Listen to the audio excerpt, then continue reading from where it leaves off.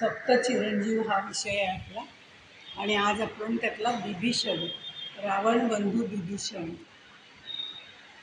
याच्याबद्दल पाहणार आहे. पहिल्यांदा नेहमीप्रमाणे श्लोक म्हणूया.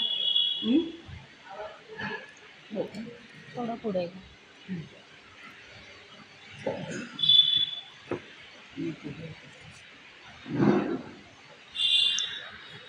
अश्वत्थामा बलिर्व्यासो हनुमांश्च विभीषणा कृपः परशुरामश्च सप्तैते चिरजीविनः.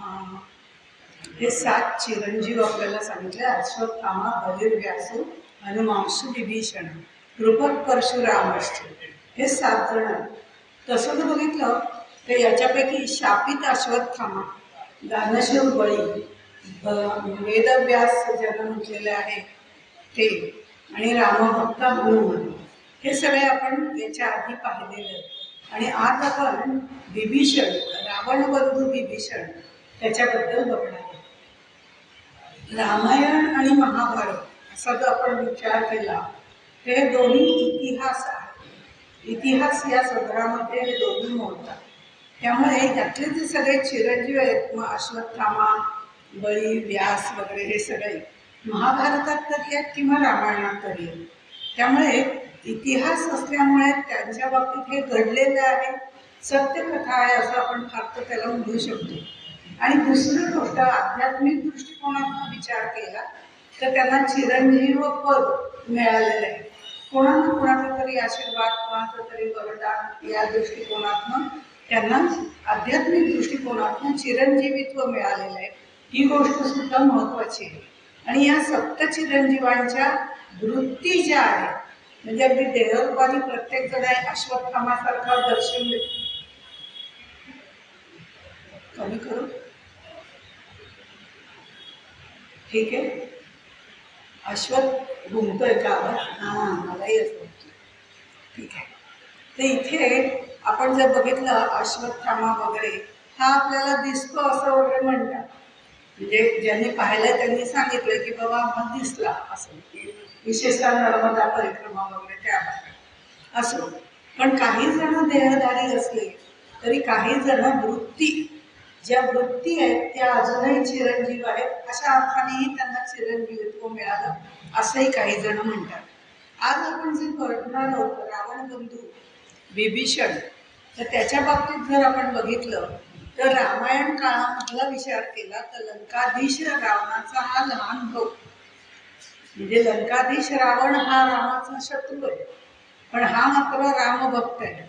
विभीषण हा पुलत्स्य ऋषी जे होते त्यांचा पौत्र म्हणजे नातू, आणि विश्रवा आणि कैकसी यांचा मुलगा आहे. कैकसी, विश्रवा आणि कैकसी यांचा मुलगा आहे. त्यामुळे ऋषीपुत्र असल्यामुळे साहजिकच त्याच्याबद्दल एक पावित्र्य जे निर्माण व्हायला पाहिजे, परंपरागत, वंश परंपरागत, ते त्याच्याकडे पावित्र्य होतं. विभीषणाकडे ऋषीपुत्र असूनही त्याच्याकडे पावित्र्य होतं, पण रावण सुद्धा यांचाच आहे, पण त्याच्याकडे मात्र ते नव्हतं. दोघंही विद्वान, दशग्रंथी ब्राह्मण, पण तरी सुद्धा रावण अहंकारी होता, अधर्माने वागणारा होता, तर विभीषण हा धर्माने वागणारा होता. स्वतः राक्षस कुळामध्ये जन्म जरी झालेला असला तरी विभीषणाने रावणाकडे पाठ फिरवली. पाठ फिरवली म्हणजे युद्धातही त्याच्या बाजूने तो लढलेला नाहीये, आणि स्वभाव धर्माप्रमाणे तो रामाच्याच बाजूने गेला. मोठा भाऊ अधर्माने वागत असताना त्याला वारंवार विभीषणाने समजावून सांगण्याचा प्रयत्न केला, सावध करण्याचा प्रयत्न केला, पण अहंकारी रावणाने त्याचं कधीही ऐकलं नाही. म्हणून युद्धाच्या वेळेला सुद्धा तो धर्माने वागणाऱ्या श्रीरामाची साथ घेत द्यायला, त्याच्या बाजूने उभा राहिला. हा त्याचा स्वभाव धर्म होता. त्यामुळे रावणाचा पराभव केल्यानंतर सुद्धा अयोध्येला परत येण्यापूर्वी श्रीरामाने त्याचा राज्याभिषेक केलेला लंकापती म्हणून रावणाच्या पश्चामध्ये. आता ह्या सगळ्याच्यामध्ये विभीषण असं आपण जनरली म्हणतो, विभीषण, पण काही ठिकाणी त्याचा उच्चार विभीषण असा पण केला जातो. विभीषण असाही केला जातो. त्याच्यामध्ये सहज सांगायचं झालं म्हणून मी म्हटलं की आपण म्हणतो विभीषण हे नाव त्याला अगदी परफेक्ट आहे. त्याचं कारण म्हणजे आपण मराठीमध्ये विभीषणच म्हणतो, पण तरी सुद्धा विभीषण हे नाव का जास्त स्तुत्य वाटतं, तर त्याच्या मागे हा जो लागलेला आहे विगत, म्हणजे ज्याचा नष्ट झालेला आहे, नाहीसा झालेला आहे असं. म्हणजे आपण म्हणतो ना वीत राग भय क्रोध, गीतेमध्ये म्हणतो त्याप्रमाणे वीत म्हणजे नष्ट झालेला, नाहीसा झालेला, विगत झालेला. आणि काय विभीषण, ज्याचं भीषणत्व विगत झालेलं आहे, पूर्णपणे नष्ट झालेलं आहे, असा तो विभीषण. म्हणून विभीषण असंही त्याला म्हटलं जातं. आणि आपण आध्यात्मिक दृष्टिकोनातून थोडंसं हे जर रूपक केलं म्हणजे विभीषणाचं, तर जीवाला जर स्वतंत्र राजा व्हायचं असेल तर आपल्या आतल्या दुर्गुण रूपी रावणाला पूर्णपणे झुगारूनच द्यावं लागतं. हे दुर्गुण पूर्ण नष्ट करावे लागतात. दुर्गुण रूपी रावणाला नष्ट करावं लागतं, झुगारून द्यावं लागतं, मोहाचा त्याग करावा लागतो आणि सद्गुणांच्या साहाय्याने भगवंताला शरण जायला लागतं. हे आपल्याला या विभीषणाच्या संपूर्ण चरित्रातनं आपल्याला पाहायला मिळतं. आपण वेद काळापासून बघितलं, यांचं राक्षस कुळ आहे, रावण किंवा विभीषण यांचं राक्षस कुळ आहे. वेद काळापासून आपण बघितलं तर आपल्याला 4 प्रकार दिसतात: देव, दानव, राक्षस आणि असुर, असे 4 प्रकार किंवा या 4 संज्ञा आपल्याला वापरण्यामध्ये दिसतात. आता ज्या वेळेला महर्षी ब्रह्मदेवानी सृष्टीची निर्मिती केली, तो इतिहास काही सांगत बसत नाही, पण त्यातला कश्यप आणि दिती, त्यांची पत्नी, कश्यपांची पत्नी दिती, तर त्या दितीपासून जे पुत्र निर्माण झाले त्यांचा एक वंश तयार झाला. त्या दितीपासून निर्माण झालेले म्हणून मातुल नावा विधानाने, म्हणजे आईचं नाव त्यांना पुढे देऊ, त्यांना दैत्य असं म्हणायला सुरुवात, दितीपासून झालेले ते दैत्य असं त्यांना म्हणायला सुरुवात झाली. आणि हिरण्यकश्यपू, हिरण्याक्ष वगैरे ही तिची मुलं आहेत. पुढे तो वंश प्रल्हाद वगैरे या पद्धतीने प्रल्हाद, विरोचन वगैरे असा वाढत तो वंश विस्तार आहे. आणि हिरण्याक्ष आणि हिरण्यकश्यपू यांच्या बाबतीत आपण बघितलं तर श्री विष्णूंनी या दोघांना ठार मारलेला आहे, वध केलेला आहे. कश्यप ऋषींची जी दुसरी पत्नी आहे धनु, त्या धनुपासून जे पुत्र निर्माण झाले त्यांना दानव असं म्हटलं जातं. त्यांचाही विस्तार आहे. त्याच्यापैकी 34 पुत्रांची नावं महाभारतामध्ये आपल्याला पाहायला मिळतात धनुची. नंतर सगळ्यात मोठा विप्रचिती वगैरे त्याच्यापासून ती सुरुवात झालेली. तिसरी जी पत्नी आहे तिचं नाव आहे अदिती, आणि तिच्यापासून ते झाले त्यांना आदित्य असं म्हणजे 12 आदित्य वगैरे या कथा आपल्याला माहिती आहे. तर तिचे जे पुत्र ते आदित्य किंवा देव, त्यांना देव म्हणजे देव, दैत्य, दानव या 3 संकल्पना झाल्या. आणि या सगळ्याच्या पासून राक्षस मात्र वेगळे, राक्षस असुर हे मात्र वेगळे आहेत. त्यांचा या तिघांशी काही संबंध नाही. या 3 जण जर बघितले तर एकमेकांचे ते देव, दानव आणि दैत्य हे तसं पाहिलं तर एकाच पित्यापासून निर्माण झालेले एकमेकांचे आत्ताच्या भाषेत सावत्र होते असं म्हणायला हरकत नाही. पण राक्षस आणि असुर मात्र वेगळे आहेत. कारण यक्ष राक्षस असं त्यांच्यामध्ये 2 भाग झाले. ही कथा आपल्याला परिचित आहे की जे यक्ष आहे ते म्हणजे यजन याजन, पाण्याच्या संदर्भात, जलाच्या संदर्भात त्याचं संपूर्ण यजन याजन करण्याची जबाबदारी ज्यांच्यावर आली त्यांना यक्ष म्हटलं गेलं.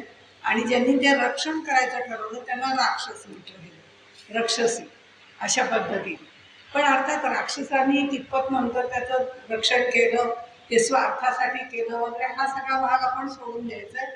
पण इथे सांगण्याचं तात्पर्य एवढं की हा राक्षस कुळ जे आहे त्याच्यामध्ये हा लंकाधिपती रावण, विभीषण हे सगळे राक्षस कुळामधले. आणि हिंदू धर्माशी म्हणजे सनातन हिंदू धर्म ज्याला म्हणतात त्यांच्याशी सूर्य लोकांपासून जे वेगळे आहे त्यांना असूर्य असं म्हटलं जातं, ते असुर. आणि जे देव आहेत त्यांना सुर असंही म्हटलं जातं. अशा तऱ्हेने 4 वंश आहेत एवढंच सांगायचं आहे. इथे सत्ययुगामध्ये ज्या वेळेला प्रजापती ब्रह्मदेव त्यांचे जे पुत्र त्यांना जे झाले म्हणजे त्यांचे मानस पुत्र आहेत, तर हे जे आहेत त्याचे पुलस्त्य हे ऋषी सर्वात प्रसिद्ध आहेत. अत्यंत ब्रह्मदेवाप्रमाणे तेजस्वी, यज्ञ, याग, वेद, पठण वगैरे सगळ्यामध्ये प्रवीण असलेले आणि अतिशय चांगल्या स्वभावाचे, तपाचरणामध्ये मग्न असलेले असे हे पुलस्त्य ऋषी.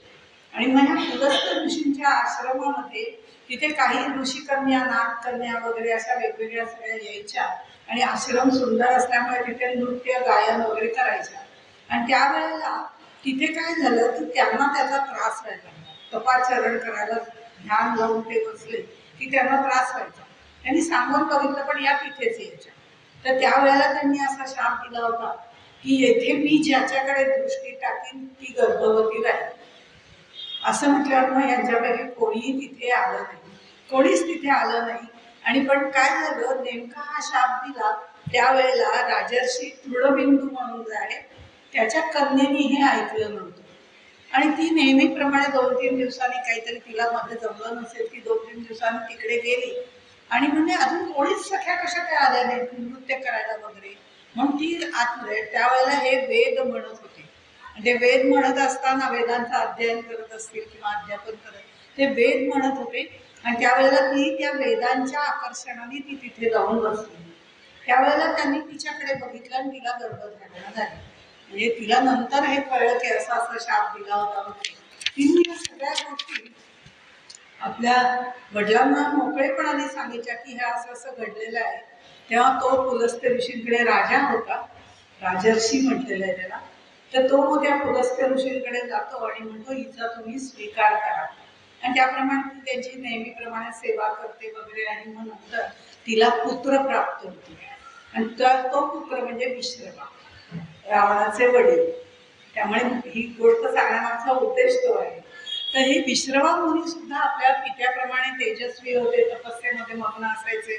हे सगळं झाल्यानंतर त्यांच्याबरोबर भारद्वाज ऋषींनी म्हणजे त्यांची जी कन्या होती तिचं लग्न लावून दिलं. आणि ते लग्न लावून दिल्यानंतर ती त्यांची सेवा वगैरे करायची. पूर्वीच्या काळी असं होतं की राजकन्या जरी असल्या तरी त्या ऋषीपत्नी झाल्यावर त्या एक वेगळ्या पद्धतीने राहत असत. पण मग त्यांना जो पुत्र झाला त्याचं नाव विश्रवाचे आहे. त्या विश्रवा भारद्वाज ऋषींनी त्या विश्रवाबरोबर यांचं तिचं लग्न लावून दिलं. आणि त्यांना जो पुत्र झाला विश्रवा आणि ती कन्या म्हणजे भारद्वाज ऋषींची कन्या, त्यांचं दोघांचं लग्न झालं. आणि त्यांना जो पुत्र झाला त्याला वैश्रवण, हे विश्रवांचा पुत्र, अशा पद्धतीने वैश्रवण असं नाव पडलं. हा म्हणजे खरं दुसरा तिसरा कोणी नाही, ज्याला आपण कुबेर म्हणतो, जो पुष्पक विमानातून नेहमी इकडून तिकडे जायचा वगैरे, तो त्यांचा खरं म्हणजे पुत्र आहे. आणि त्याचं नाव वैश्रवण असं आहे. आणि तो नंतर कुबेर झाला. व त्याला 4 लोकांचं ब्रह्मदेवाने त्याला त्याच्या तपश्चर्येवर प्रसन्न होऊन तो द्वारपाल होशील, द्वारपाल नाही लोकपाल होशील असं सांगितलं. त्यामुळे तोही इंद्र वगैरे याच्याप्रमाणे लोकपाल पण झालेला आहे. यम, वरुण, इंद्र आणि हा 4था लोकपाल आहे तो. पण ह्या सगळ्या याच्यामध्ये तो कुबेर पण आहे. आणि या सगळ्या याच्यात आणखीन एक गोष्ट असते, त्या कुबेराचं सगळं ऐश्वर्य सुमाली नावाच्या राक्षसाने पाहिलं. आणि सुमाली नावाच्या राक्षसाने ते पाहिल्यानंतर त्याला असं वाटलं की आपली कन्या ह्यालाच द्यावी, विश्रवा मुलींना द्यावी. आणि मग त्यांनी ते ठरवलं की तुला सुद्धा मग त्यांच्याप्रमाणे त्यांच्यासारखा उच्च कुळातला असा पुत्र प्राप्त होईल. आणि तो सुद्धा वैश्रवण याच्यासारखा तपस्वी वगैरे असेल, ऐश्वर्य संपन्न असेल. आणि तिलाही ते पटलं. आणि ते तो सुमाली जो होता तो या कैकसीला घेऊन विश्रवा मुलींकडे गेला आणि त्यांना सांगितलं की ही तुमची सेवा करेल वगैरे. त्याने ते मान्य केलं. आणि नंतर मग त्या दोघांना जो म्हणजे त्यांना जर आता पुत्र होणार, ते म्हणजे तिची सेवा वगैरे बघितली त्यांनी. पण तरी सुद्धा त्यांनी मात्र तिला सांगितलं तुला जी अपेक्षा आहे त्याप्रमाणे तुला पुत्र होणार नाही. म्हणजे ऐश्वर्य संपन्न, विद्वत्ता प्रचूर, वेद व्यासंगी वगैरे असा पुत्र नक्की होणार नाही. कारण ते तेज ऐश्वर्य जे धनेश्वराचं आहे, कुबेराचं आहे, ते जरी त्यांनी पाहिलेलं असलं तरी तसं काही होणार नाही. इथे मात्र तुला पुत्र जे होतील ते राक्षस कुळातलेच होतील. राक्षस कुळातले म्हणजे क्रूर स्वभावाचे, दुष्टकर्मी वगैरे अशा पद्धतीचे होतील असं त्यांनी त्याला आधीच सांगितलं. अर्थात ते आपल्याला माहिती आहे, सायंकाळी ते त्यांनी एकमेकांशी संभोग केला, त्यामुळे रावणाचा जन्म झाला. तिन्ही संजा करू नये हे त्यातनं आपल्याला त्यांनी सांगितलं वगैरे. ह्या सगळ्या त्या गोष्टी आहेतच, पण तितक्या खोलात नाही शिरायचं. आपल्याला विभीषणाकडे जायचं आहे, त्यामुळे आपण त्या दृष्टिकोनातून जर विचार केला तर त्यांनी असं सांगितलं होतं, हे सगळे तुला असे पुत्र होतील किंवा कन्या झाली तरी तशीच होईल. आणि त्याप्रमाणे तिला रावण, कुंभकर्ण, शूर्पणखा हे विश्रवा मुलींपासून झालेले आहेत. पण तेव्हा ती म्हणते, हे असं उपयोगी नाही, मी तुमच्या लग्न का केलं तर मला चांगला पुत्र व्हावा म्हणून. ह्या ठिकाणी शेवटचा पुत्र तुझा माझ्या वंशातला होईल, आणि तो म्हणजे विभीषण. म्हणजे झालेत हे सगळे त्यांच्यापासूनच, रावण, कुंभकर्ण, शूर्पणखा, आणि शेवटचा पुत्र होईल असं त्यांनी तिची कळकळीची विनंती ऐकून तिला सांगितलं. आणि त्यानुसार विभीषणाचा जन्म झालेला आहे. त्यामुळे विभीषणा हा जो आहे तो धर्मात्मा आहे, वैश्रवा मुनींसारखा, विश्रवा मुनींसारखाच आहे. धर्मात्मा आहे, धर्ममार्गाने जाणार आहे, नियमित स्वाध्याय करणार आहे. अनेक वर्ष त्यांनी सूर्याची उपासना केलेली आहे, त्यामुळे कुठेतरी रामाशी त्याचा संबंध जोडला गेला असावा. सूर्याची उपासना केलेली, जवळजवळ 5000 वर्ष वगैरे असं त्यांचं दिलेलं आहे. आणि हे जसं विभीषणाने उपासना केली तसे रावण सुद्धा उपासना करण्यामध्ये पटाईत होता. पटाईत होता म्हणजे तो करत होता.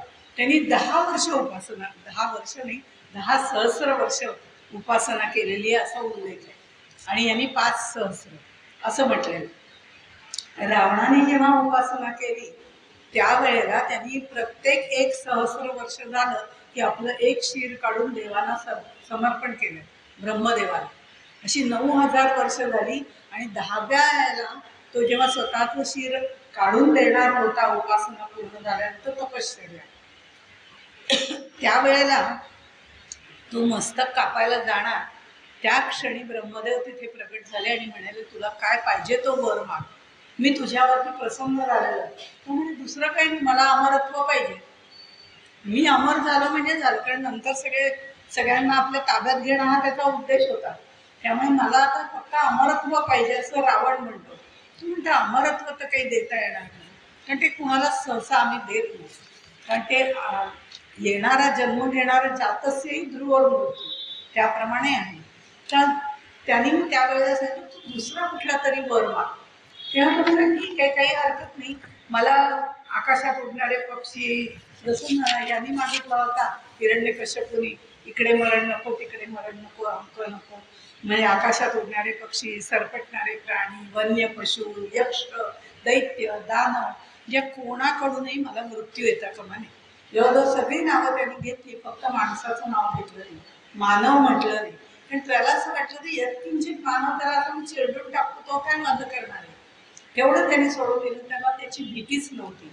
असं तऱ्हेने मग ब्रह्मदेवाने सांगितलं, तू म्हणतोयस त्याप्रमाणे तुला वर दिला, दशाननाला तो वर देऊन टाकला. आणि मानव मात्र त्याच्यापासून त्यांच्या तोंडातनं गेलं नाही, किंवा त्यांनी त्याला कसपट असं मानलं, त्यामुळे त्यांनी तसं मागितलं. इकडे विभीषणाने मात्र त्यावेळेला 5000 वर्ष तपश्चर्या, सहस्र वर्ष झाल्यानंतर त्यांनी मात्र मागताना असं काहीही मागितलं नाही, कारण तो मुळात धर्माने वागणार आहे. त्यांनी मग त्यावेळेला आपत्ती, म्हणजे कुठलीही आपत्ती आली, कुठलीही वाईट गोष्ट माझ्याकडे घडली तरी माझी बुद्धी नेहमी धर्मामध्ये स्थिर राहिली पाहिजे, आणि मी धर्मापासून कधीही विलग होता कामा नये असा त्यांनी आशीर्वाद मागितला. म्हणजे धर्माचरण हे माझ्या हातातनं कधीही, केव्हाही, कुठेही व्यवस्थितपणे घडू दे असं त्यांनी वरदान मागितलं. पण हे विभीषणाचे उद्गार जेव्हा त्यांनी ब्रह्मदेवाने ऐकले त्यावेळेला मात्र त्याला असं वाटलं की हा धर्माप्रमाणे, बघा राक्षस कुळात जन्मलेला आहे, रावणाप्रमाणे त्यांनी काही मागितलं नाही. त्याला अमरत्व मागितलं पण त्यांनी दिलं नाही, पण कारण माहिती होतं पुढचं की हा विध्वंसक आहे. पण विभीषण ज्या वेळेला म्हणतो की मी धर्माप्रमाणे वागणार आहे, आणि धर्माप्रमाणे वागण्याची बुद्धी मला तुम्ही दिली पाहिजे, एवढंच मला पाहिजे, तेव्हा ब्रह्मदेव त्याच्यावर प्रसन्न झाले आणि म्हणाले, धर्माप्रमाणे वागण्यासाठी तुझी बुद्धी कायम स्थिर राहील.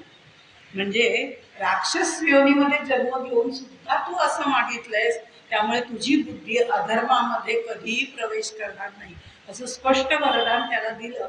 आणि हे सगळं ऐकल्यानंतर तरी पण माझी इच्छा आहे की हे तुझं वरदान ऐकल्यानंतर मी तुला अमरत्व द्यायला तयार आहे, कारण तो अधर्माने कधी वागणारच नाही हे कळल्यानंतर असा हा वर जो अमरत्वाचा आहे तो विभीषणाला ब्रह्मदेवाकडनं मिळालेला आहे. विभीषणाची वृत्ती सात्विक आहे. सीतेचं जेव्हा अपहरण केलं त्यावेळेला त्याने विरोध केलेला आहे. त्याची रामाप्रती असलेली श्रद्धा आपल्याला माहिती आहे. हे सगळे सामान्य वाटणारे गुण आहेत. म्हणजे आमच्यासारखं वाटतं वृत्ती सात्विक आहे, चांगली आहे ना, आमची आमची पण आहे असं आम्हाला वाटतं. अपहरणाला आम्ही विरोध केला असता आणि श्रीरामाप्रती प्रेम हे तर श्रद्धा आमची पण आहे. म्हणजे सर्वसामान्य असे वाटणारे हे गुण जरी असले तरी त्याची कौटुंबिक पार्श्वभूमी जर बघितली तर ती राक्षसी. त्या पार्श्वभूमीवरती हे गुण त्याचे म्हणजे जास्त उठून दिसतात. कारण राक्षस कुळात जन्म घेऊन सुद्धा उपजत असलेली जी तामसी वृत्ती आहे त्याच्यावर त्यांनी आपला कंट्रोल ठेवलेला होता किंवा तो धर्माचरणाने वागत होता. त्याच्यावर त्यांनी मात केली होती, तामसी वृत्तीवरती मात केलेली होती. असा हा पुलस्त्य ऋषींचा नातू होता आणि विश्रवाचा मुलगा होता. त्यामुळे ज्या वेळेला हनुमंत तिकडे लंकेमध्ये गेले होते तेव्हा त्यांनी विचारलं होतं की लंका म्हणजे खरं म्हणजे रावणाची लंका, सगळं तिथे अधर्माने चाललेलं आहे. त्याचं वर्णन वाल्मिकी रामायणामध्ये आपल्याला पाहायला मिळतं. या सगळ्या ह्याच्यामध्ये तू राहतोस कसं बाबा, एवढं व्यवस्थित शुद्ध चारित्र्याने धर्माने वगैरे कसं काय राहतोस? तो म्हणतो 32 दातांच्या त्याच्यामध्ये जीभ कशी राहते, दात जर बंद करून ठेवले तरी जीभ आतमध्ये फिरतच राहते की नाही, तसं म्हणे ती जीभ जशी बिचारी आतमध्ये राहते तसा मी राहिलेलो आहे. यातनं कधी सुटका होईल मला माहिती नाही. म्हणजे सीता शोधनार्थ जेव्हा लंकेमध्ये हनुमंत गेले तेव्हा घराच्या चारही बाजूला तुळशी लावलेल्या होत्या आणि ही तुळशीची झाडं बघितली त्यावेळेला इथे कोणीतरी विष्णूचं राहत आहे म्हणून हनुमंत आणखीन जवळ गेले आणि त्यातनं त्यांना रामनामाचा जप ऐकू आलं. हे रामनाम जेव्हा ऐकू आलं तेव्हा हरी नाम ऐकू आलं. त्यावेळेला ते तिथे थांबले. आतमध्ये जाऊन बघितलं तर विभीषण तिथे बसलेला होता. त्या विभीषणाला त्यांनी सीताबाईंचा पत्ता विचारला की सीताबाई कुठे असतील, त्या लंकेमध्ये त्यांना मी कुठे शोधू. त्यावेळेला त्यांनी सांगितलं की अशोकवनामध्ये आहे. म्हणजे पहिला जो सुगावा दिला हनुमंताला लंकेमध्ये आल्यानंतर तो विभीषणाने सांगितलं की सीताबाई अशोकवनामध्ये आहे. बरं, ज्या वेळेला हनुमंताने लंका दहन केलं त्यावेळेला त्यांनी अशोकवाटिकेला कुठेही दहनाच्या ह्याच्यामध्ये ठेवलं नाही, ती सुरक्षित होती कारण तिथे सीतामाई होत्या म्हणून. आणि दुसरं विभीषणाचं घर त्याने जाळलं नाही. म्हणजे त्यांनी केलेल्या उपकारांची जाणीव तर ठेवलीच, पण हा रामभक्त आहे त्याचं घर विध्वंस होता कामा नये हेही त्याने लक्षात घेतलं. आणि हनुमंताने सगळीकडे हाहाकार माजवला. खरं म्हणजे रावणाच्या मनाचं खच्चीकरण केलं की एक वानर एवढं करू शकतो, अख्खी वानर सेना आली तर काय होईल, अशी एक भीती मनामध्ये निर्माण केली. आणि कोणत्याही शत्रूच्या भूमीवर गेल्यानंतर मुळात त्याचं मानसिक खच्चीकरण करणं हे जास्त महत्त्वाचं असतं. त्याचा पराक्रम जो आहे किंवा त्याची किती सैन्य बळ आहे हे सगळं माहिती असणं गरजेचं आहे. पण त्या विरोधकाच्या गोटातल्या काही लोकांना आपलंसं करून घ्यायचं आणि त्याच्या मनाचं खच्चीकरण म्हणजे राजाच्या मनाचं खच्चीकरण करणं हे हनुमंताने तिथे केलेलं आहे.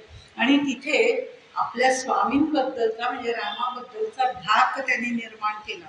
या सगळ्या ह्याच्यामध्ये रावणाने हनुमंताला मारण्याची तयारी केली.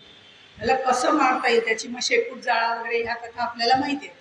वेगवेगळ्या पद्धतीने त्याला कसं ठार मारता येईल, त्याचा वध कसा करता येईल याच्याबद्दल त्यांनी चर्चा केली आणि कट रचले. पण इथे काय झालं, हनुमंताच्या वधाची जेव्हा तयारी सुरू झाली त्यावेळेला विभीषण तिथे आलेला आहे. आणि त्या परिस्थितीमध्ये आता आपण धर्माने वागलं पाहिजे हे विभीषणाने ठरवलं आणि त्यांनी निर्णय घेतला. आणि संभाषण कुशल असा विभीषण होता. त्यांनी आपल्या ज्येष्ठ भ्रात्याला म्हणजे भावाला म्हणजेच रावणाला सांगितलं, ते जे बोल त्यांनी सांगितले त्याला जो उपदेश केला ते जे आहे ते त्याच्या बुद्धिमत्तेचं आणि धर्मप्रियतेचं साक्ष देणारं वचन आहे. म्हणजे इथे ते असं विभीषण म्हणतात की रावणाला विरोध म्हणजे करण्याचं धाडस त्याने तिथे दाखवलेलं आहे. रावण असा तसा ऐकणारा नव्हता. विभीषण शांत होता, पण त्यांनी असं म्हटलं की अहो राक्षसराज, तुम्ही आधी मन प्रसन्न करा, म्हणजे चांगल्या मनाने आधी माझं मी काय सांगतो ते ऐकू, पण पूर्वग्रह दूषित करून ऐकून घेऊ नका. तर आधी चांगल्या मनाने जे लोक श्रेष्ठ कर्म करतात त्यांना ज्यांना त्याच्याबद्दलचं ज्ञान असतं, म्हणजे तुला ते आहे कारण तू दशग्रंथी आहेस, हेही त्यांनी सुचवलं. मग जे श्रेष्ठ कर्माचं ज्ञान करतात असे राजे आपला जो संदेश दूत आलेला असतो त्याचा वध करत नाही. वानराला मारणं हे तर अधर्मच आहे, हे तर त्यांनी सांगितलेलंच आहे. लोकाचाराच्या दृष्टिकोनातून पण निंदनीय आहे, पण आपल्यासारख्या वीरपुरुषांनी असं कृत्य करावं हे त्याच्यापेक्षा निंदनीय आहे. आणि मुळामध्ये तू विद्वान आहेस, दशग्रंथी ब्राह्मण आहेस, दूताला कधीही वध करायचा नसतो. जो दूत म्हणून येतो त्याचा कधीही वध करायचा नसतो. त्याला दंड करू शकतो, कारण त्यांनी ते तुमचं नुकसान केलेलं आहे, सगळ्या ठिकाणचं वन उद्ध्वस्त केलेली आहेत, लंका जाळलेली, दंड निश्चित करावा, पण त्याचा वध करणं बरोबर नाही. आणि दूत कोणत्याही परिस्थितीत वध्य नसतो असं त्यांनी विभीषणाने रावणाला सांगितलं. विभीषणाला दंडनीतीचं उत्तम ज्ञान होतं, म्हणजे कोणाला कोणती शिक्षा करायची त्या दंडनीतीचं सुद्धा ज्ञान होतं. म्हणून त्यांनी असं नाही सांगितलं की हनुमंत हा राम भक्त आहे त्याला काहीच करू नका, असं नाही सांगितलं. धर्माने वागणारा होता. त्यांनी अन्य नीतिमान मार्ग जे होते, दूताला दंड करण्याचे जे मार्ग आहेत ते सगळे त्यांनी रावणापुढे ठेवले की या पद्धतीने तुम्ही त्याला दंड करू शकता, पण तुम्ही त्याचा वध करू शकत नाही. कारण विभीषण धर्मज्ञ होता आणि ज्येष्ठ भावाला धर्म सांगण्याचं काम त्यांनी कायम केलेलं आहे, पण ते सुद्धा त्याच्या अहंकाराला कुठेही धक्का न लावता. हे पटवून देण्याचं जे कौशल्य आहे ना, ते संभाषण कौशल्य त्याच्यामध्ये होतं. रावणाच्या सभेमध्ये हनुमंतांनी खूप छान गौरव उद्गार काढलेले आहेत. तो तिथे जेव्हा सभेमध्ये त्याला घेऊन जातो त्यावेळेला, आणि त्याचा विचार सुद्धा विभीषणाने केला, रावणाने तो केलेला नाही. कारण यत्किंचित मानव माझं काय करणार, हा अहंकार आहेच. त्यामुळे विभीषणाने तो विचार केलेला आहे. आणि तो म्हणतो की रावणाला त्यांनी जेव्हा वरदान प्राप्त झालं तेव्हा मानवाचा विचार केला नव्हता, आणि श्रीरामाने मानवदेह धारण केलेला आहे, म्हणजे माझ्या भावाला यांच्यापासून धोका संभवतो हा विचार विभीषणाने केला. ते त्यांनी नक्कीच जाणलं होतं, आणि म्हणून अनेक वेळा त्यांनी रावणाला हे समजावून सांगितलं होतं की तुम्ही इतकं त्याला क्षुल्लक समजू नका. सीतेच्या बाबतीत सुद्धा विभीषणाने अनेक वेळा रावणाला समजावलेलं आहे, अनेक गोष्टी सांगितल्या की श्रीराम हे पराक्रमी आहेत, महान धर्मात्मा आहेत, त्यांच्याशी वैर करणं बरोबर नाही, चांगल्या लोकांबरोबर तुम्ही वैर करू नका, आपण आपल्या जानकीला त्यांच्या पुन्हा स्वाधीन करून टाकू, ते केलेलं जास्त चांगलं. प्राणप्रिय सीतेला जर आपण परत केलं नाही तर ते सगळं लंकापूर नष्ट करून टाकतील, त्याचा विध्वंस करतील. आत्ताच बघितलं त्यांचा दूत आला त्यांनी काय केलं ते, तर ते स्वतः आले तर बघायलाच नको, ते राक्षसांना सुद्धा नेस्तनाबूत करतील. पण मी हे सगळं आपल्या हिताचं बोलतोय, आपली लंकापुरी राहिली पाहिजे, आपलं राज्य राहिलं पाहिजे, या दृष्टिकोनातून मी तुम्हाला सांगतोय. तुम्ही स्वतः विद्वान आहात, तुम्ही याचा विचार करा. हे दरवेळेला तो म्हणतो की तुम्ही विद्वान आहात, तुम्ही विचारी आहात, तू श्रेष्ठ आहेस, तू पराक्रमी आहेस, हे प्रत्येक वेळेला त्याला सांगून चांगल्या भाषेमध्ये मूळ पदावरती येतो की तुम्ही सीतेला परत करा. कारण हे सगळं करत असताना सीतेला तो परत करायची नाहीच, हे रावणाने ठरवलेलंच होतं. आणि मग आता त्याला प्रश्न पडायला लागला, इकडे विभीषण तर असं सांगतोय, बाकीचे असुर काय म्हणतात ते तरी माझ्या बाजूने आहेत का बघूया, नाही तर तेही विभीषणाच्या बाजूने आहेत की काय, कारण तोही हुशार आहे रावण. त्यांनी स्वतः विचार करण्यापूर्वी तुम्ही कशाला मंत्री परिषद बोलवायला पाहिजे, असं विभीषण त्याला सांगतो. गरज नाही, तू विचार कर, मी विचार करतो, हे कौटुंबिक आहे ते कौटुंबिकच राहू दे ना. तो धर्म परिषद बोलवतो, सगळ्या राक्षसांना बोलवतो, आणि ती परिषद म्हणा किंवा मंत्री परिषद म्हणूया, ती मंत्री परिषद बोलवतो आणि त्याच्यामध्ये सीतेबद्दल मांडतो प्रस्ताव की काय करावं. असं ज्याची काही आवश्यकता नव्हती, पण हे सगळे जे रावणाच्या बाजूने होते ते सगळेजण रावणाचाच गौरव करत होते. नाही तुम्ही हुशार, खूप विद्वान आहात, तुम्ही खूप श्रेष्ठ आहात, पराक्रमी आहेत, त्याचंच गुणवर्णन करत होते. कारण त्याचं गुणवर्णन केल्यावर आपल्याला काहीतरी मिळेल, ही त्यांची भावना होती, दुसरं तिसरं काही नव्हतं. पण या पार्श्वभूमीवर विभीषण जे सांगत होता ते मात्र रावणाच्या हिताचं होतं आणि त्याच्या दृष्टिकोनातून पाहिलं तर निस्वार्थ होतं.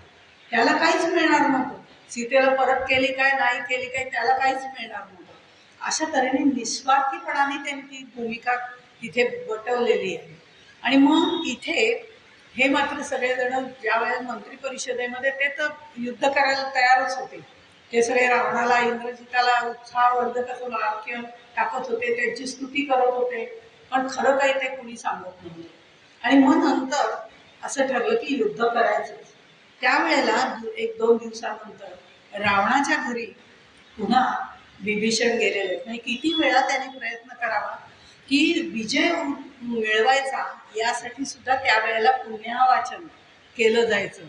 आणि ते रावणाच्या घरी होतं, हटोदशग्रंथी होता. त्यामुळे हे पुण्यावाचन जेव्हा तिथे होतं विजयाच्या उद्देशाने केलेलं, त्यावेळेला तिथे पवित्र मंत्रघोष चाललेले होते. तिथे विभीषण गेला. त्यांनी त्या ब्राह्मणाचं यथोचित सगळं वंदन वगैरे केलं, सगळं केलं आणि रावणापुढे येऊन महाराजांचा विजय असो असं सुद्धा प्रतिकात्मक जी घोषणा दिली जाते ती पण त्यांनी दिली. आणि पुन्हा हेच समजावून सांगण्याचा प्रयत्न केला की एक मी तुम्हाला आणखीन सांगू इच्छितो, आतापर्यंत मी बोललो नव्हतो पण तरी बोलतो की ही विदेह कुमारी सीता जी इथे आलेली आहे तर ती आल्यापासून आपल्या या लंका नगरीमध्ये अमंगल असे सूचक काही दर्शनं व्हायला लागलेली आहेत, अपशकून आपल्याला दिसायला लागलेले. म्हणजे जर अग्नी पेटवायचा झाला मंत्रांनी तर तो सुद्धा असा धुमसणारा अग्नी, प्रखर अग्नी प्रज्वलित होत नाही, किंवा वेदाध्ययनाच्या ठिकाणी साप निघायला सुरुवात झाली, अशी कुठे कुठे वाईट लक्षणं. आणि लंकापुरीवरती कधीही पूर्वी गिधाड दिसत नसत, ती सुद्धा आता दिसायला लागेल. असं सगळे अपशकून त्यांनी तिथे सांगितले.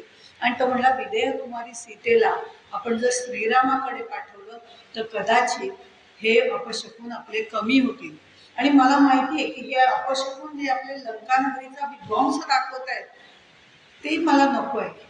आणि इथली जनता, राक्षस किंवा ही नगरी जर सुरक्षित राहायची असेल तर म्हणून मी हे सगळं तुम्हाला बाहेरच्या नगराचं सुद्धा आत्तापर्यंत सांगितलं नव्हतं, कारण ती जबाबदारी तिथल्या प्रमुखाची होती, जो कोण सेनापती असेल, गृहमंत्री असेल त्याची. पण तेही मी तुम्हाला सांगतोय, तुम्हाला माहिती नसेल तर, कारण ही लोक तुम्हाला काही सांगत नाहीये. तर ते हे सगळं धीराने विभीषणाने त्याला सांगितलेलं आहे. आता ह्या सगळ्याच्यात हे सगळे लोक शौर्याचंच वर्णन करत होते, त्यांच्या बाजूने बोलत होते. आणि पण विभीषण हा खरा हितैषी होता.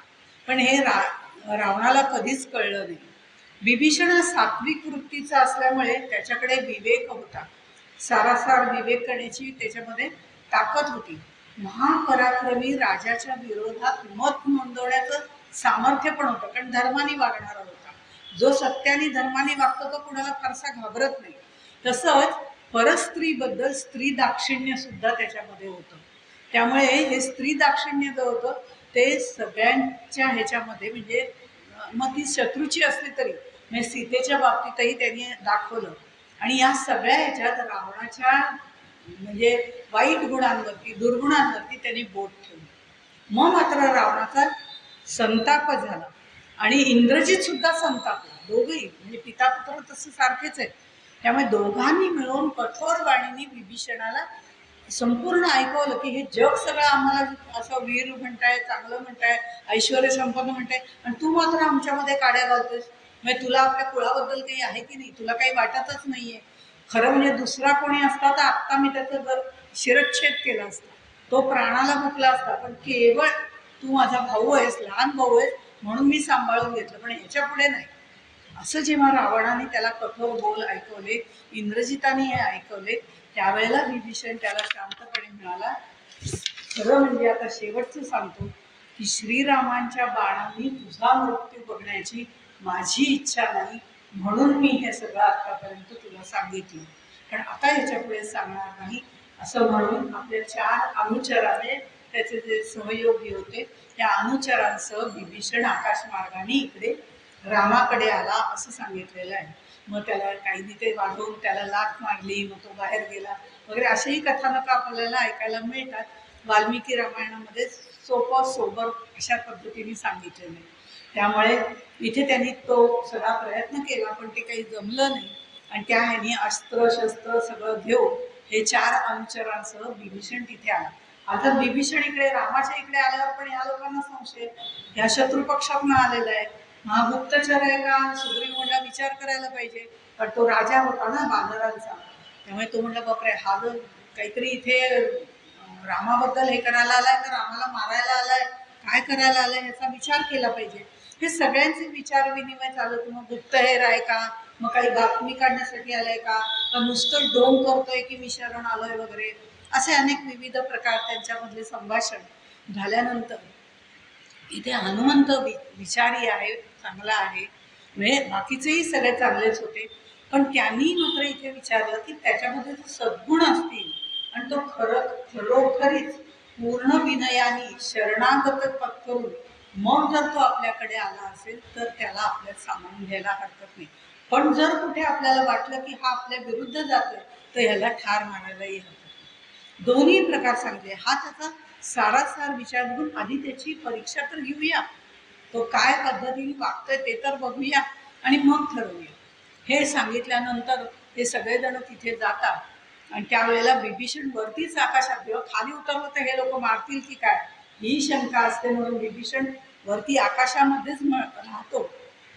आणि त्यांना हे तर्क वितर्क झाल्यानंतर सगळेजण येतात आणि तुम्ही इथे का आलात असं विचारतात. त्यावेळेला तो खरं आहे ते सगळ्या गोष्टी सांगतो की मी इथे जो आलो तर आम्हाला पूर्ण शरणागत होऊन आलेलो आहे.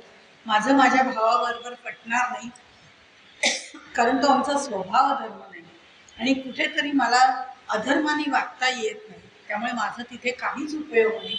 माझा जर इथे काही उपयोग होणार असेल, मी नीच पुरुषांच्या सहवासामध्ये राहू शकत नाही, मी सत्पुरुषांच्या सहवासामध्ये राहू इच्छितो. म्हणून निष्कलंक मनाने, निष्काम मनाने, केवळ आणि केवळ रामाची सेवा करण्याकरता मी इथे आलेलो आहे असं त्यांनी जेव्हा सांगितलं त्यावेळेला हनुमंताने ओळखलं की हा जे सांगतोय ना तसंच त्याच्या चेहऱ्यावरचे भाव पण आहे. म्हणजे तो बोलतोय एक चालतोय एक असं नाही. हे ओळखल्यानंतर त्याचा स्वीकार श्रीरामाने करायला हरकत नाही असं सगळ्यांना वाटायला लागलं. आणि त्यावेळेला श्रीराम सुद्धा म्हणले त्याच्यात खरंच जर तसं पात्रता असेल तर मी त्याचा स्वीकार करीन. कारण श्रीरामाने असं सांगितलं की मागे मी महर्षी कंडू यांच्याकडनं जेव्हा धर्मविषयक ऐकत होतो तेव्हा त्यांनी असं सांगितलं होतं की शत्रू जरी शरण आला तरी त्याच्यावर प्रहार करू नये आणि श्रेष्ठ पुरुषांनी त्याचं रक्षण केलं पाहिजे. आणि ते रक्षण जर त्यांनी केलं नाही, संरक्षण केलं नाही आणि येणारा जो म्हणजे शरणागत आहे याचं जर काही बरं वाईट झालं तर तो शरणागत याचं सगळं पुण्य घेऊन जातो. म्हणून त्याचा आपण आदर सत्कार करूया, विचारूया खरं काय ते बघूया. आणि तो खरोखरच आपल्याला उपयोगी असेल तर निश्चितपणे आपण या पद्धतीने त्याचा स्वीकार करूया. आणि त्याप्रमाणे आपोआपच बिभीषणाचा स्वीकार होतो. आणि हा स्वीकार झाल्यानंतर मग रामाचे काही प्रश्न आहेत, त्याची दिलेली उत्तर आहेत. मग म्हणतो काय त्यांचं सैन्याचं बलाबल आहे वगैरे ते सगळं आम्हाला सांग. आणि त्याप्रमाणे बिभीषण त्याच्या राज्याबद्दल सगळं सांगतो, त्याच्या सैन्याबद्दल सांगतो, कुंभकर्णाबद्दल सांगतो, रावणाला मिळालेला वर काय आहे याची जाणीव करून देतो. हे सगळं केल्यानंतर मग तो श्रीराम त्याला म्हणतो की रावण कुठेही जाऊ दे, रसातळाला जाऊ दे, ब्रह्मदेवाच्या मागे लपू दे, त्याच्या आश्रयाला जाऊ दे, पण तो माझ्या हातून सुटला आहे. मी त्याला निश्चितपणे ठार करीन. आणि ही ग्वाही मी तुला माझ्या 3 बंधूंच्या साक्षीने शपथ घेऊन सांगतो की युद्धामध्ये मी रावणाचा वध केल्याशिवाय अयोध्येला परत जाणारच नाही.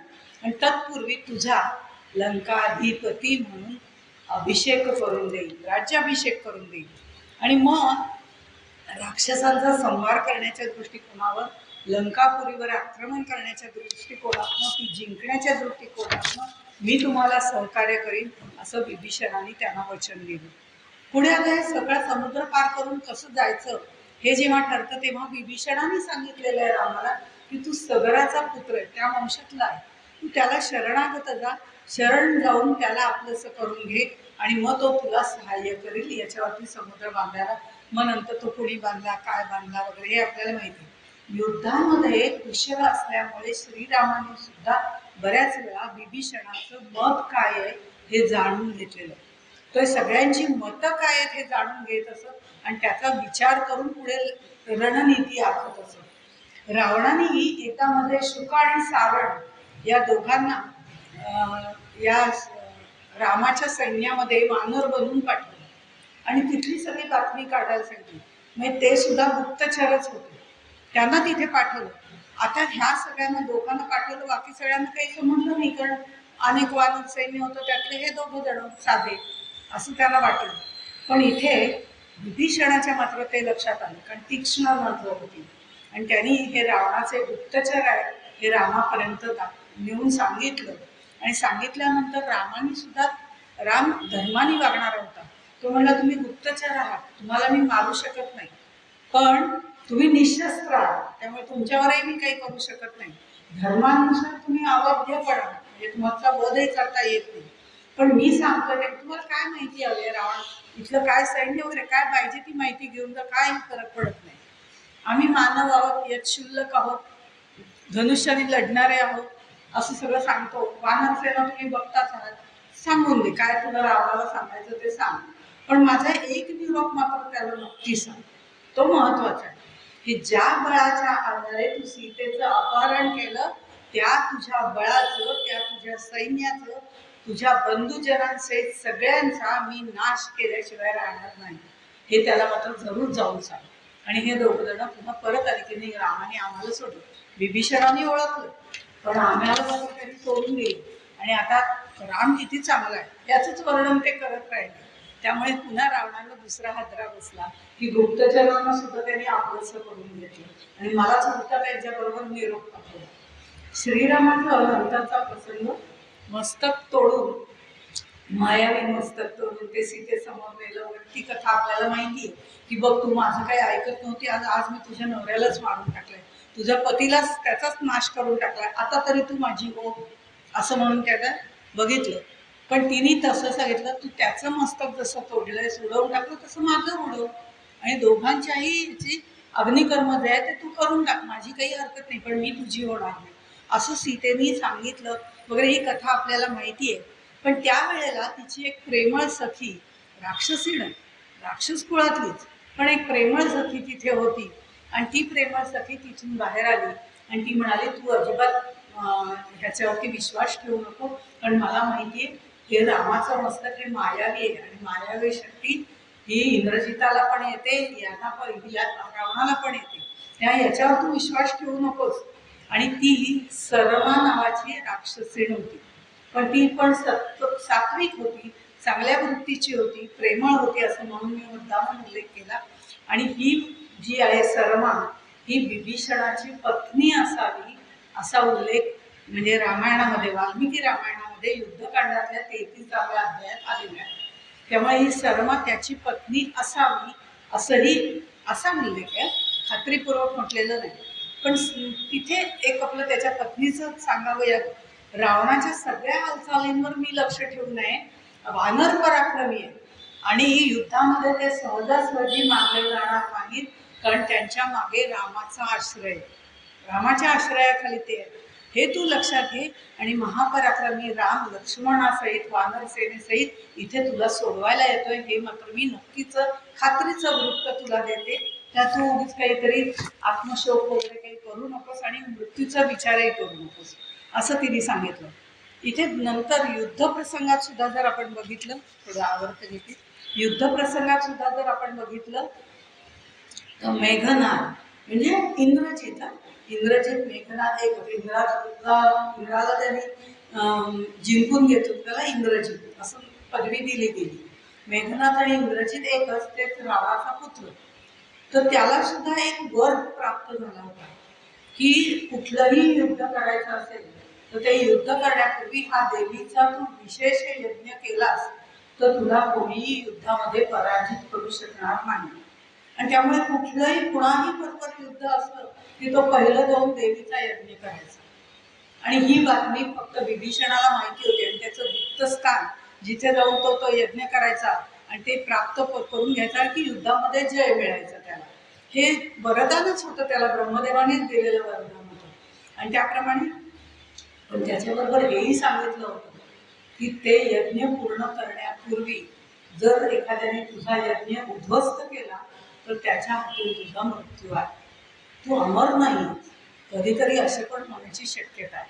आत्तापर्यंत तसं झालं नव्हतं, पण इथे मात्र विभीषणाने जिथे कर्मानुष्ठानाला इंद्रजित बसला होता, मेघनाथ बसला होता, तिथे ते स्थान जे आहे ते विभीषणाने लक्ष्मणाला दाखवलं.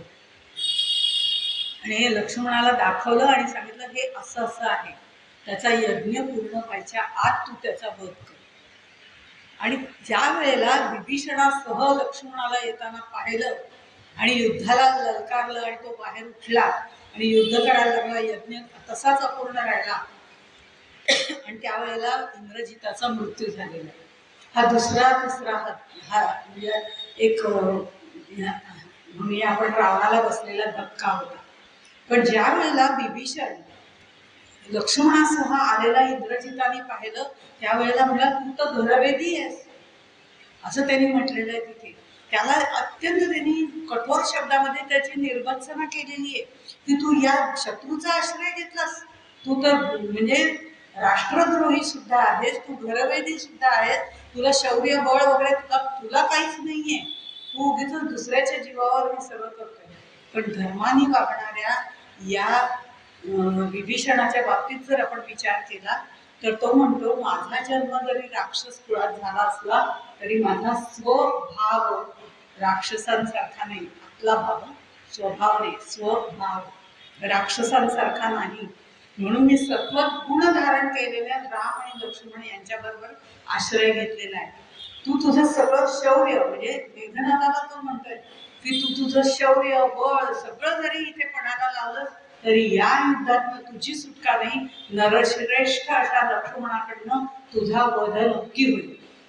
ही वाक्य जी आहेत ही सगळी वाक्य इंद्रजिताचं मनोधैर्य खच्चीकरण करणारी आणि लक्ष्मणाचं धैर्य वाढवणारी होती. हा असा उपयोग त्यांनी युद्धनीतीसाठी केलेला आहे. आता मायावी शक्ती त्याला प्राप्त होती तसं त्यांनी त्या ह्याच्या वेळेला म्हणजे नागपाशाने बांधलं त्यावेळेलाही ते दोघं जेव्हा तिथे पडले होते त्या सैन्य सगळं घाबरून गेलं होतं, वानरसेना घाबरून गेली होती. इतकंच नाही, ब्रह्मास्त्र सुद्धा इंद्रजिताने याच्यात युद्धामध्ये आधी सोडलं होतं. हे मी नीतीचं त्याला नंतर सांगितलं की तो देवीचा यज्ञ करायला जातो हे नंतरच, पण त्याच्या आधी याही गोष्टी घडलेल्या आहेत. पण या प्रत्येक ठिकाणी म्हणजे ब्रह्मास्त्र सोडल्यानंतर राम आणि लक्ष्मणांना त्याचाही खरं ब्रह्मास्त्र ब्रह्मदेवाने सोडलेलं आणि राम विष्णूचा अवतार म्हणजे त्यांनी त्याला परतवून लावणं सहज शक्य होतं. पण त्या ब्रह्मास्त्राचा एक मान ठेवायचा असतो म्हणून ह्या दोघांनी आपली शस्त्र खाली ठेवून दिली की आम्ही तुला नतमस्तक होतो आणि त्या ह्याच्यात ते मूर्छित झाले. हे जर त्यांचा मोठेपणा आहे राम लक्ष्मणांचा की त्यांनी ब्रह्मास्त्राचा सुद्धा मान ठेवला, इथे आम्ही शस्त्र चालवणार नाही असं सांगितलं. आणि त्यावेळेला ते जेव्हा मूर्छित होऊन पडले तेव्हा सुद्धा विभीषणाने सांगितलं की यांनी ब्रह्मदेवाच्या ब्रह्मास्त्राचा मान ठेवलेला आहे, यांना मृत्यू येणार नाही. हे आता मूर्छित झाले, तुम्ही एवढं लगेच घाबरून जाऊ नका. या दोन्ही ठिकाणी जे धीर देण्याचं काम आहे ते त्यांनी केलेलं आहे. तसंच रावणाच्या मृत्यूच्या वेळेला सुद्धा म्हणजे आपण जर बघितलं तर त्यावेळेला सुद्धा त्यांनी मदत केलेली आहे रामाला. म्हणजे ज्या वेळेला त्याचा बाण मारत होता, सातत्याने बाण मारत होता राम, पण रावणाचा काही मृत्यू होत नव्हता, त्यावेळेला त्यांनी सांगितलं ब्रह्मदेवाने जी अमृत कुपी दिलेली आहे ती त्याच्या बेंबीमध्ये ठेवलेली आहे. काही ठिकाणी त्याचा छातीमध्ये उल्लेख आहे, काही ठिकाणी त्याचा बेंबीमध्ये असा उल्लेख आहे. आणि म्हणून ते तिथे आहे, तू तिथे बाण मार, त्यावेळेला हा निश्चितपणे त्याला मृत्यू येईल. हा विनाशाचा समय आलेला कळल्यानंतर मग रामाला त्यांनी ज्यावेळेला हे सांगितलं, हे विभीषणाने सांगितलं नसतं तर असाही विचार आपण करून बघितला तर विभीषणाचं युद्धनीतीमध्ये केवढं काम मोठं आहे. फक्त त्यांनी सांगण्याचं सल्ला देण्याचं काम केलेलं आहे आणि युद्धही काही वेळेला केलेलं आहे, पण सगळ्यांना धीर देण्याचं काम केलेलं आहे. तसंच रावणाच्या मृत्यूचं रहस्य सुद्धा सांगितलेलं आहे. त्यामुळे ह्या सगळ्या ह्याच्यामध्ये त्या रावणाचाही मृत्यू झालेला आहे आणि ते जे नाभीमध्ये किंवा छातीमध्ये असं दोन उल्लेख आहेत मी म्हटलं त्याप्रमाणे तिथे त्यांनी रामाने रावणावरती बाण मारलेला आहे आणि तिथे तो त्याचा मृत्यू झालेला आहे. रावणाचा मृत्यू झाल्यानंतर मात्र विभीषणाला खूप वाईट वाटलं. तो अत्यंत व्याकुळ झाला, कारण शेवटी तो भाऊ आहे, त्याचा मोठा भाऊ आहे, विद्वान आहे, पण अहंकाराने ते सगळं बिघडून गेलेलं आहे हे त्याच्या लक्षात आलं आणि तो व्याकुळ झाला. आणि तो व्याकुळ झाल्यावरती युक्तिपूर्वक रीतीने रामाने त्याचं सांत्वन केलं. आणि ते सांत्वन केल्यानंतर तो म्हणाला, तू याचे संस्कार कर, अग्निसंस्कार जे आहेत ते तू कर. मरणांतान वैराणी, मरणानंतर कोणाशी वैर घ्यायचं नसतं, मी सुद्धा तुला सहाय्य करतो असं म्हणून ते अंत्यसंस्कार करायला सांगितले.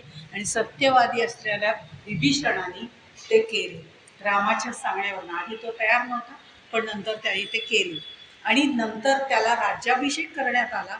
राज्याभिषेक केल्यानंतर पहिलं काम त्यांनी काय केलं असेल तर अशोक वाटिकेमध्ये जाऊन सीतेची मुक्तता केली आणि ती त्या श्रीरामाला त्यांनी परत दिलं की ही तुझी तुला पत्नी मी देतो, जे काही अपराध घडले असतील त्याबद्दल क्षमा कर, अशी क्षमा याचना पण केली. आणि नंतर म्हणाले की हे सगळं झाल्यानंतर ज्या वेळेला श्रीरामाच्या म्हणजे पूर्त त्यांना केलं, सुपूर्त या पत्नीला केलं, त्यांना सीतेने सुद्धा अग्निदिव्य केलेलं आहे. आणि नंतर मग मंदोदरी तिथे येते आणि मंदोदरीचं सांत्वन श्रीरामांनी केलेलं आहे. आणि ते केल्यानंतर मग मात्र तिला असं म्हटलेलं आहे, ते म्हटलेलं आहे तिने की विभीषण हे खरं म्हणजे माझे जे म्हणजे मंदोदरी जेव्हा दुःख विलाप करत होती तेव्हा ती रामाला म्हणते की माझे जे दीर आहेत म्हणजे भावासारखेच आहेत, पण त्यांनी भूत भविष्य वर्तमान जाणलेलं होतं, ते सत्यवादी विभीषण आहेत. त्यांनी सांगितलं होतं, कितीतरी वेळा माझ्या नवऱ्याला समजावून सांगितलं की मिथिलेश कुमारी जी सीता आहे तिला इथे ठेवायला विरोध त्यांनी केला, परत द्यायला सांगितली, पण त्यावेळेला त्यांचं कोणीही ऐकलं नाही आणि विनाशाचा समय असा पद्धतीने आला हे मला आत्ता जाणवतंय. आणि ते खरं ठरलं. आणि त्याच्यानंतर मग असं काही ठिकाणी उल्लेख आहे की मंदोदरीचा आणि विभीषणाचं त्यांनी लग्न लावून दिलेलं आहे, दोघांचा विवाह लावून दिलेला आहे आणि त्याचा राज्याभिषेकही केलेला आहे. आता 14 वर्षानंतर भरताच्या भेटी करता जायचं, तर त्यावेळेला भरताने पुन्हा सांगितलं होतं 14 वर्षांत तू परत नाही आला तर अग्निकाष्ठ भक्षण करील. मग अशा वेळेला त्याला त्वरित जाणं जास्त महत्त्वाचं आहे, साधन कुठलं उपलब्ध नाही. अशा वेळेला कुबेराचं जे पुष्पक विमान आहे, ज्याच्यातनं खरं म्हणजे रावणाने सीतेला पळवलं होतं, ते कुबेराचं विमान विभीषणाने श्रीरामाला दिलं आणि ते तिथे पोचले. आणि आणखीन एक उल्लेख महाभारत काळामध्ये तो जाता जाता प्रत्येकाने चिरंजीव आहेत ना, सत्ययुगातल्या विश्रवांपासून जन्म सांगितला, नंतर ते त्रेतायुगात सगळं घडलं आणि नंतरचं जे आहे त्या ह्याच्यामध्ये महाभारत काळामध्ये युधिष्ठिराने ज्या वेळेला राजसूय यज्ञ केला त्यावेळेला त्याची पूर्ण चौकशी केली की हा राजसूय यज्ञ केलाय तो खरंच चांगल्या कारणासाठी केलाय, सत्यवादी आहे, धर्माने चालणार आहे, पूर्ण सारासार विचार माहिती पूर्ण काढली आणि त्याला कळलं की रामाचाच अवतार कृष्ण आहे आणि या कृष्णानेच त्याला सांगितलेलं आहे राजसूय यज्ञ करायला आणि हा युधिष्ठिर सुद्धा तेवढाच धर्माने वागणार आहे असं म्हटल्यावर त्यांनी त्याला पूर्ण आर्थिक सहाय्य पाठवलं, लंकेहून असा उल्लेख महाभारतामध्ये आहे. त्यामुळे राजा विभीषण म्हणजे लंकाधिपती विभीषण असताना सुद्धा लंकेची तेवढी स्थिती वैभवशाली होती, यात शंकाच नाही. आणि हनुमंत आणि विभीषण यांची सुद्धा भेट झालेली आपल्याला माहिती आहे, ती पांढरी फुलं का लाल फुलं, ते रागाच्या ह्याच्यामध्ये रामदास कीर्तन प्रवचन करत असतात आणि तो बटू म्हणून नेहमी तिथे ऐकायला येऊन बसायचा मारुती. आणि त्यावेळेला तो त्यांच्याशी वादच घालायला बसतो की नाही फुलं लालच होती, तुम्ही पांढरी म्हणूच नका, इतका वाद घालतो, सगळेजण समजावतात पण तो काय ऐकायला तयार होत नाही. आणि मग हा हनुमंत त्यांच्या खोलीमध्ये जातो आणि म्हणतो आम्ही तुम्हाला घेऊन जातो आणि दाखवतो की ती लालच फुलं होती. ते म्हणतात माझ्या नित्यनेमामध्ये अखंड पडेल तसं चालणार नाही, मी काही तुझ्याबरोबर येत नाही, तू पाहिजे तर जाऊन बघून ये, पण फुलं पांढरीच होती. हेही हटून बसले आणि तोही हटून बसला हनुमंत. शेवटी तो जेव्हा तिथे जातो त्यावेळेला विभीषणाची आणि त्याची भेट होते, हनुमंताची आणि विभीषणाची पुन्हा भेट होते या युगामध्ये सुद्धा. आणि मग त्यावेळेला विभीषण म्हणतो अरे पांढरीच फुलं होती, रावण हा शैव आहे, शिवभक्त आहे, सगळीकडे त्याने मॅक्झिमम पांढरीच फुलं लावली होती. तू एवढा चिडला होतास की तुला ती लाल दिसली. क्रोधामुळे त्यावेळेला तू इथे आला होतास ना, म्हणून तुला ती लाल दिसली. असा त्यांच्यातलाही संवाद आपल्याला झालेला दिसतो. आणखीन एक संवाद फक्त अगदी अगदी थोडक्यात सांगते. श्रीकृष्णाने जशी अर्जुनाला गीता सांगितली त्याप्रमाणे रामचरितमानसमध्ये तो उल्लेख आलेला आहे की चरितमानसमधल्या लंका कांडामध्ये तो उल्लेख आलेला आहे. विभीषण गीता त्याला म्हटलं जातं. आणि ती विभीषण गीता श्रीरामांनी युद्धभूमीवरतीच विभीषणाला सांगितली. ज्या वेळेला रावण प्रचंड सैन्यानिशी तिथे येतो आणि बघतो की त्यावेळेला विभीषण तिथे आहे रामाबरोबर. तो म्हणतो याच्या पायामध्ये चपला सुद्धा नाही आहे, ह्याच्या हातात फक्त धनुष्य आहे, हा कसं काय या रावणाशी लढणार, केवढी शस्त्र अस्त्र रथ काय काय सैन्य त्याच्याकडे, ह्याच्याकडे वानर सेना. इथे कुठेतरी त्याला मोहग्रस्त होतो, अर्जुनासारखा असतो की ह्याला कसा विजय मिळणार, हा कसा त्याच्याबरोबर लढणार, त्याला काळजीही वाटते असं म्हणूया आपण फार तर. आणि म्हणून तो रामाला म्हणतो की अहो तुमच्या पायात साधं पादत्राण सुद्धा नाहीये, मला वाईट वाटतंय, तुम्ही याच्याबरोबर कसं लढणार. त्यावेळेला रामाने त्याला उपदेश केलेला आहे. खरं म्हणजे पदती हे विशेषण रामाला लावतात. आपण विशेषण म्हणून लावतो आणि राक्षस त्याला हिणवण्यासाठी पदती हे विशेषण लावत असत की ज्याच्या पायात चपला सुद्धा नाही, पादत्राण सुद्धा नाही असं म्हणून रावण. आणि आपण म्हणतो ज्याच्या पायात पादत्राण नाही तरी सुद्धा तो लढला, आपल्या स्वबळावरती लढणारा असा राम. म्हणून आम्ही त्याला पदती, स्वतःच्या पायावर उभं राहून लढणारा म्हणून पदती हे विशेषण आम्ही लावतो. दोन्ही विशेषणच आहेत पण विरोधात्मक वापरलेली आहे आणि ती तुलसीदासांची किमया आहे. मग इथे ते म्हणतात की हा जो पदती आहे तो योद्धा रथ हत्ती घोडे काहीही नसताना स्वतःच्या पायावर उभं राहून युद्ध करणार आणि ते रावणाबरोबर, असं ते रामाला चिडवत असत. विभीषणाला याचं खूप सुंदर उत्तर त्याने रामाने दिलेलं आहे. आणि तो म्हणतो अरे हा रथ आहे ना, माझ्याकडे सुद्धा रथ आहे ना, शौर्य आणि धैर्य ही या रथाची चाकं आहेत, सत्य आणि शील याच्या ध्वज पताका आहेत आणि रथावर डौलाने त्या उडवत आहेत, बल आणि विवेक दम आणि परहित हे याचे घोडे आहेत आणि क्षमा कृपा समता ममता या सगळ्या गोष्टी याचे घोड्याचे लगाम आहेत, त्या दोऱ्यांनी हे सगळं जोडलेलं आहे. आणि यातला जो सारथी आहे तो ईश्वराचं भजन करणारा सुजाण असा जीव आहे, वैराग्याची ढाल आहे आणि संतोषाची तलवार आहे. मला याच्याशी लढायला कशाचंच भय नाही, पण तिकडे याच्या सगळं विरुद्धच आहे, रावणाकडे जे आहे ते याचं सगळं विरुद्धच आहे.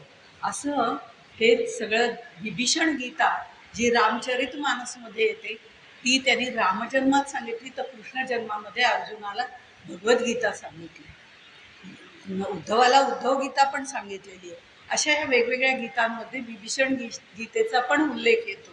अशा तऱ्हेने सगळ्याच बाजूनी युद्धभूमीमध्ये धर्मनीतीने वागणारा असा हा श्रीरामांकडनं असं ज्ञान प्राप्त करून घेणारे आणि राक्षस कुळाचे प्रतिनिधी असले तरी सुद्धा तपस्वी, धर्माचरणाने वागणारे धर्मपरायण आणि हरिभक्त किंवा ज्याला आपण रामभक्त म्हणूया असे हे विभीषण होते. आणि असे त्यांचं चिरंजीवित्व होतं जे ब्रह्मदेवाने त्यांना दिलेलं होतं. आणि रामाकडनं तर ते चिरंजीव झालेच त्यांच्या अवतार कार्यामुळे, त्यामुळे त्याही पद्धतीने त्या वृत्तीने सुद्धा ते चिरंजीव झाले. अशा ह्या चिरंजीवापुढे नतमस्तक होऊन आपण इथेच थांबू.